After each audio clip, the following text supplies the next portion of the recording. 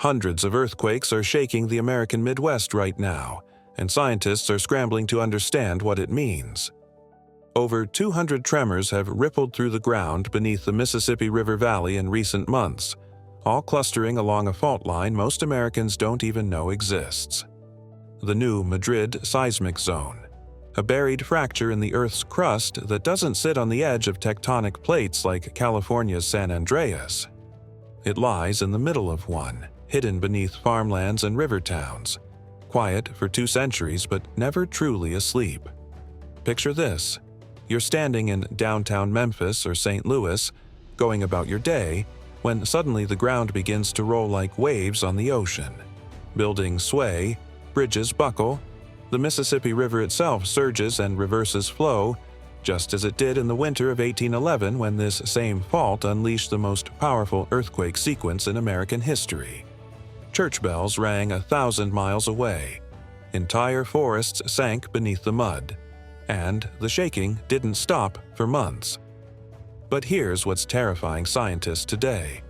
The swarm of quakes they're recording right now, invisible to most people on the surface, matches patterns seen before major ruptures in other parts of the world. Pressure is building. The crust is shifting millimeter by millimeter.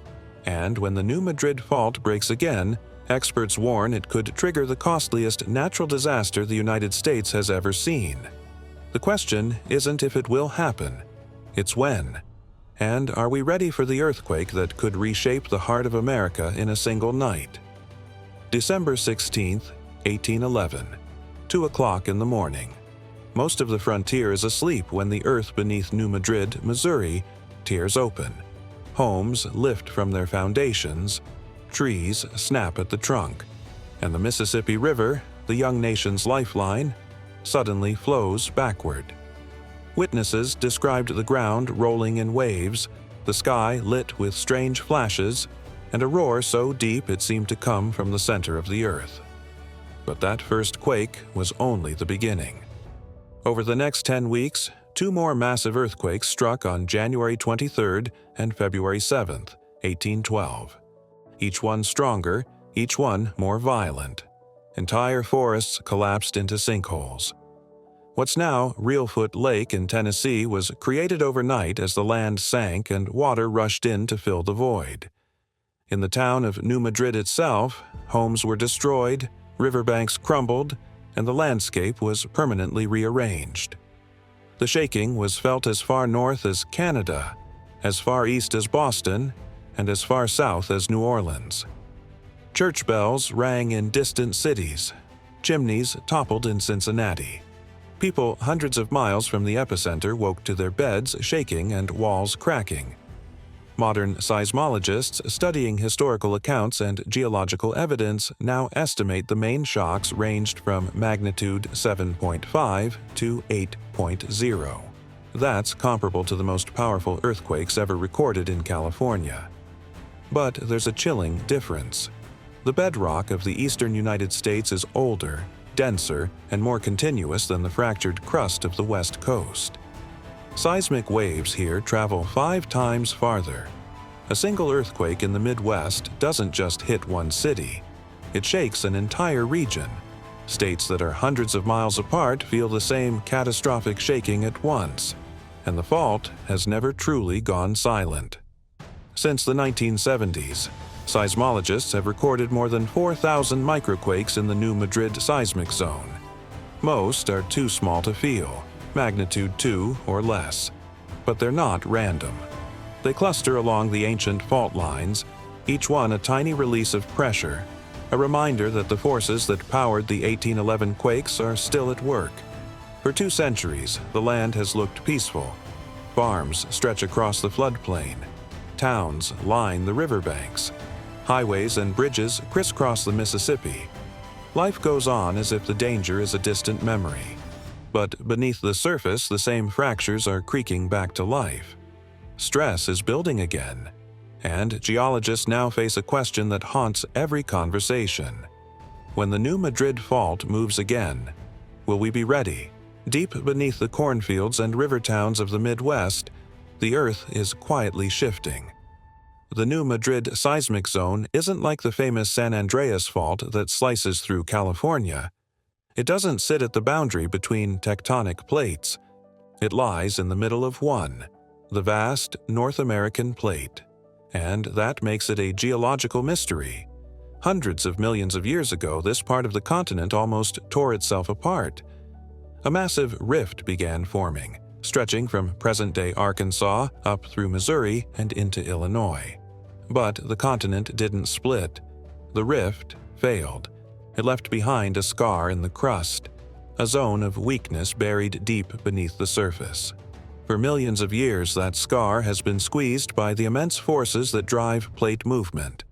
The entire North American plate is being pushed and pulled by spreading centers in the Atlantic and subduction zones in the Pacific. That pressure doesn't just vanish. It builds up in weak zones like the New Madrid Rift, millimeter by millimeter, year after year. And when the crust can't take it anymore, it breaks. That's what happened in 1811, and scientists believe it's happening again. Seismometers scattered across the region have been recording a steady pulse of activity. Small quakes, most too weak to feel. But they're not random noise. They cluster along the ancient rift, tracing the same fault lines that ruptured 2 centuries ago. It's a signal, a warning that stress is building once more. GPS satellites tracking ground movement have detected subtle shifts. A few millimeters here, a few millimeters there. The surface is moving, creeping, adjusting to the pressure below. It's like watching a rubber band stretch tighter and tighter. You can't see it happening, but you know it can't last forever. And what worries researchers most is how widespread the shaking will be when the next rupture comes. In California, earthquakes are violent but localized. The fractured, jumbled crust absorbs much of the energy. But in the Midwest, the rock is different. It's older, denser, more uniform. Seismic waves don't fade quickly. They travel. They amplify. They ripple across entire states, shaking cities hundreds of miles from the epicenter. A magnitude 7 earthquake in California might devastate one metro area. The same event in the New Madrid zone could rattle a dozen. That's why scientists call this fault a sleeping dragon, buried under farmland, hidden beneath rivers, yet capable of reshaping the heart of America in a single night. The air is still. The river is calm. Then, without warning, the ground begins to roll. At first, it's a vibration, dishes rattling in cabinets, windows humming in their frames. Then, a violent jolt. Roads buckle. Power lines snap. Bridges sway as if made of rope. This is what a magnitude 7.7 earthquake would look like if it struck the New Madrid fault today. According to FEMA's National Earthquake Simulation, more than 7 states would feel catastrophic shaking at once: Missouri, Arkansas, Tennessee, Kentucky, Illinois, Mississippi, Indiana. Within seconds, downtown Memphis would be plunged into chaos. Older brick buildings built without seismic reinforcement collapse into the streets. Gas lines rupture. Fires ignite.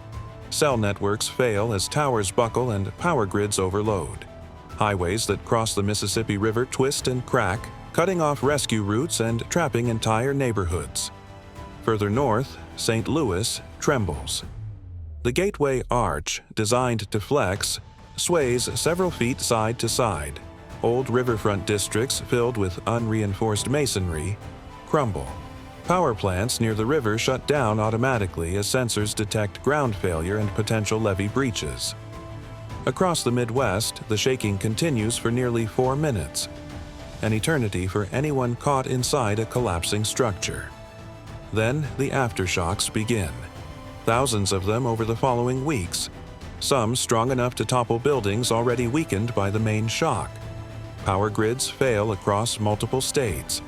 Hospitals overflow with casualties. Emergency response teams struggle to reach isolated communities as roads buckle and bridges collapse, and the Mississippi River itself becomes unrecognizable. Sand boils erupt from the riverbanks as underground water surges upward through cracks. Mud volcanoes burst from farmland. The current reverses, creating inland surges that tear through docks, marinas, and fuel depots lining the shore.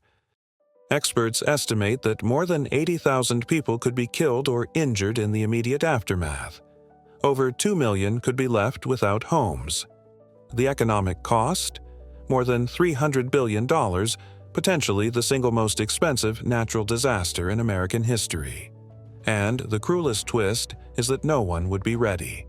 Because unlike the West Coast, the Midwest has no earthquake early warning system, no strict building codes for seismic resilience, and no real plan for when the ground beneath it finally decides to break again. Most people think tsunamis only strike ocean coastlines. But during the New Madrid earthquakes of 1811 and 1812, witnesses described something few believed possible. Waves surging through the Mississippi River itself, boats thrown onto the banks, the current reversing, flowing upstream for minutes at a time as the riverbed buckled and shifted. If a quake of that power struck today, the same thing could happen again. Only this time the results would be catastrophic on a scale no one has imagined. The Mississippi is no longer a wild frontier river. It's lined with cities, fuel depots, power plants, chemical facilities. Ports stretch from St. Louis to New Orleans, handling nearly 500 million tons of cargo each year.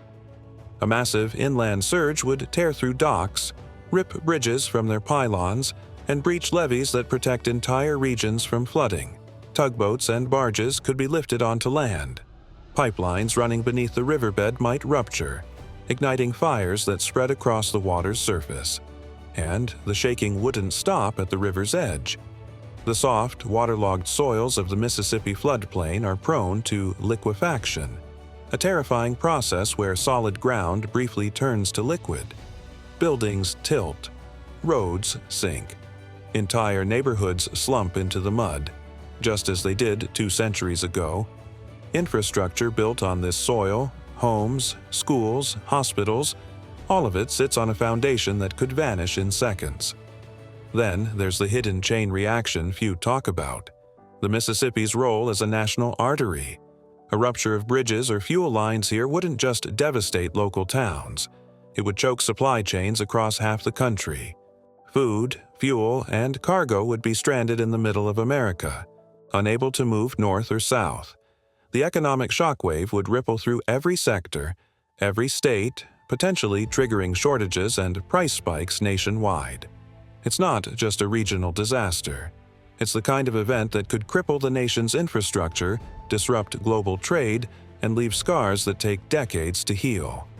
All triggered by a fault most people don't even know exists. The new Madrid fault doesn't roar often, but when it does, the entire nation will feel it. From skyscrapers in St. Louis to river towns along the Mississippi, the shaking won't just rattle windows. It will test everything we've built. And the hardest truth? We're not ready. Thousands of bridges, pipelines, and power stations across the Midwest were built decades ago, long before anyone thought about seismic protection in the heartland. Hospitals and schools sit directly atop ancient fault lines. Building codes in most states here don't require the kind of reinforcement that's standard in California. Even the ground itself works against us. Soft, wet, and unstable, it amplifies shaking instead of absorbing it. What would be a moderate quake in the West becomes a catastrophic disaster in the Midwest. Scientists are racing to understand when this will happen again. GPS readings show the crust in the region is slowly shifting, millimeter by millimeter, building pressure in silence. Seismic networks track every tremor, searching for patterns that might hint at the timing of the next big rupture. But earthquake prediction remains one of the great unsolved problems in science.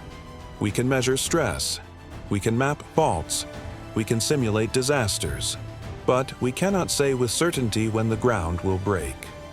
History tells us that silence doesn't last forever. The last time this fault broke loose, the Mississippi River reversed its flow and the land itself was rearranged. Entire landscapes vanished overnight. If it happens again in our lifetime, the effects could rival the costliest natural disasters in U.S. history. More than 200 earthquakes in recent months. A swarm of activity clustering along the same fractures that unleashed devastation in 1811. Stress building in the crust. The dragon is stirring, and it could wake tomorrow, or 50 years from now. We don't know. What would you do if the ground began to move beneath you right now? Would your city stand? Would your home survive? Would your family know where to go? What to do? How to stay safe? These are questions no one in the Midwest wants to ask, but everyone should, because this isn't a matter of if, it's only a matter of when.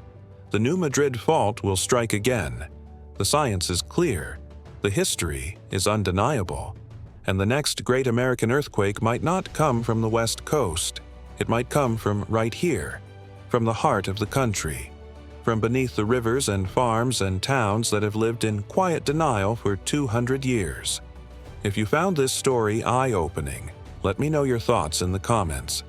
Do you believe the Midwest is prepared for the next major quake? And if you live in the region, what are you doing to get ready?